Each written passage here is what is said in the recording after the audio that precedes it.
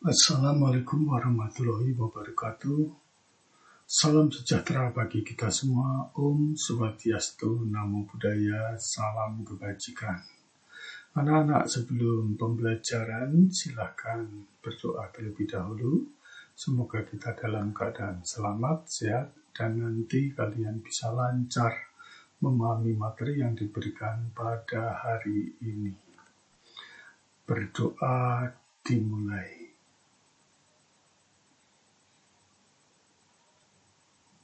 Berdoa selesai. Baik anak-anak, pada pertemuan kali ini kita akan membahas bab 3, yaitu menulis teks eksplanasi dengan Pak Guru Ignatius Kuncoro, Guru SMP Negeri 3 Kepazen. Anak-anak, untuk kompetensi dasar kita adalah 4.3, yaitu tentang keterampilan. Nanti adalah menyajikan gagasan, pesan, dan ajakan dalam bentuk iklan, slogan, atau poster secara lisan dan tulis. Tujuan pembelajaran yang pertama, peserta didik dapat menentukan pola-pola teks eksplanasi. Kemudian yang kedua, peserta didik dapat menulis teks eksplanasi dengan langkah-langkah yang benar. Secara umum nanti dalam pembelajaran menulis teks eksplanasi ini, setelah mempelajari materi ini, kalian diharapkan mampu menyajikan informasi dan data dalam bentuk teks eksplanasi tentang suatu fenomena secara lisan dan tulis dengan memperhatikan struktur unsur kebahasaan atau aspek lisan.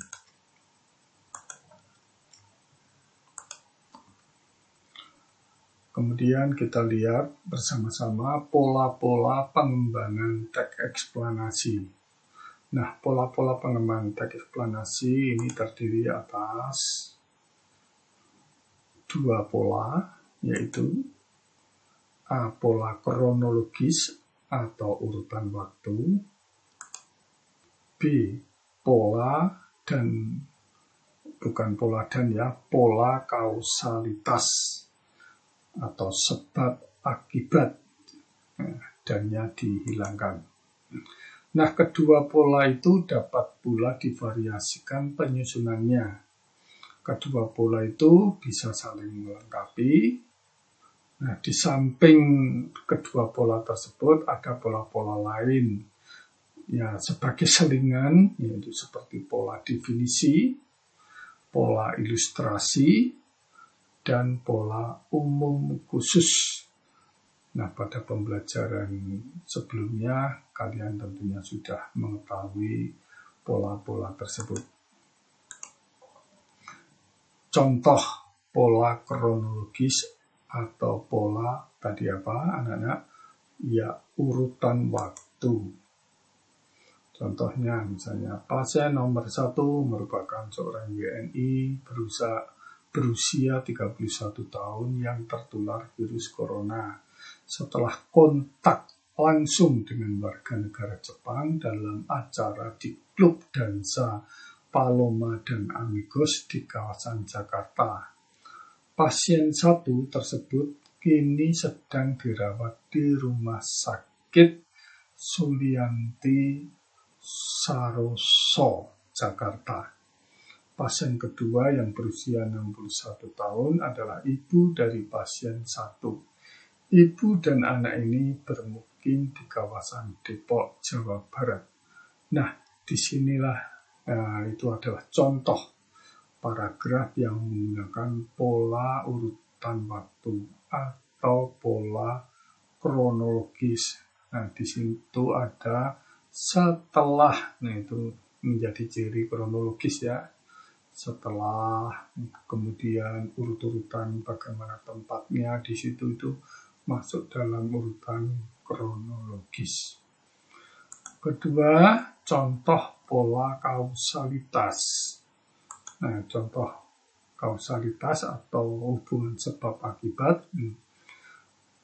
Sebagai contoh, untuk mengurangi risiko, pemerintah menganjurkan masyarakat menjaga kebersihan termasuk mencuci tangan dengan sabun sesering mungkin dan menutup mulut saat bersin atau batuk.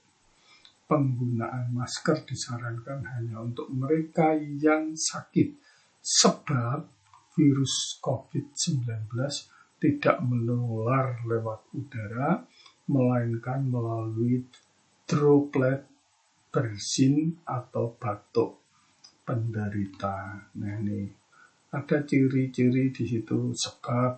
Nah, kenapa harus pakai masker? Sebab virus COVID-19 tidak menular lewat udara dan seterusnya. Nah, itu contoh paragraf dengan pola kausalitas atau sebab akibat. Nah, setelah kita belajar tentang pola-pola tadi, kita ke hal yang kedua adalah langkah-langkah menulis teks eksplanasi. Langkah-langkahnya bagaimana anak-anak? Kita coba lihat berikutnya. Langkah-langkah penyusunannya sebagai berikut. Yang A, menentukan topik. Nah, topiknya tentunya yang menarik, dikuasai, dan aktual. Kemudian yang B, menyusun kerangka teks. Nah, ini penting untuk disusun, yakni dengan mengembangkan topik utama tadi ke dalam rincian-rincian topik yang lebih khusus atau spesifik. Topik-topik itu dapat disusun dengan urutan kronologis atau kausalitas. Yang C, mengumpulkan bahan berupa fakta atau pendapat para ahli terkait dengan kejadian yang dituliskan dari berbagai sumber, misalnya melalui observasi lapangan ataupun dengan studi literatur. Yang terakhir, mengembangkan kerangka yang telah disusun menjadi teks eksplanasi yang lengkap dan utuh dengan memperhatikan struktur bakunya, identifikasi fenomena, proses kejadian, dan ulasan. Nah, juga perlu memperhatikan kaidah-kaidah kebahasaan yang berlaku pada teks eksplanasi. Nah, struktur, kaidah-kaidah tentunya sudah diberikan minggu kemarin ya. Tugas kalian. Nah, tugas kalian adalah buat kerangka menulis teks eksplanasi tentang COVID-19. Nah, contohnya, ini misalnya Pak Gun membuat struktur teks eksplanasi ada 3 ya. Dari identifikasi fenomena, nanti rincian topiknya misalnya SMP Negeri 3 Kebasan mempersiapkan pembelajaran tatap muka. Kemudian banyak persiapan yang telah dilakukan. Proses kejadiannya, nah bisa diperinci, misalnya guru dan karyawan membersihkan kelas dan luar kelas. Sekolah mengadakan penyemprotan setiap kelas dengan desinfektan. Kemudian yang ketiga, sekolah menyediakan tempat cuci tangan, masker, facial, dan sebagainya di situ ya. Kemudian sebagai ulasan, dalam kondisi seperti ini sekolah sudah luar biasa mempersiapkan diri dengan persiapan tatap muka yang matang, maka sekolah sudah mengurangi risiko penularan COVID-19 misalnya seperti itu. Nah, dari rincian topik ini nanti coba kalian buat ya. Jadi kerangkanya seperti ini, coba kalian buat paragraf berikutnya. Setelah melihat kerangka tersebut, tulislah menjadi minimal 3 paragraf. Minimal ya, boleh banyak, lebih dari itu. Nah, yang Pak Guru harapkan yang minimal 3 paragraf. Mungkin paragraf pertama, identifikasi fenomena. Kemudian paragraf berikutnya, tadi perincian atau proses kejadian. Kemudian paragraf terakhir itu adalah ulasan. Silahkan nanti dibuat seperti itu, dibagi seperti itu dia. Kemudian tulisan dikirim bisa melalui Google Classroom atau dikirim ke nomor WA guru untuk dinilai. Ya. Kemudian 10 pengirim yang masuk mendapat skor nilai 90 sampai 95. Ya, baik. Itu tadi untuk pembelajaran kali ini, yaitu tentang menulis teks eksplanasi. Sekian, terima kasih. Nah, semoga pembelajaran ini bisa bermanfaat untuk kalian. Tetap semangat dan selalu bersukacita dalam belajarmu.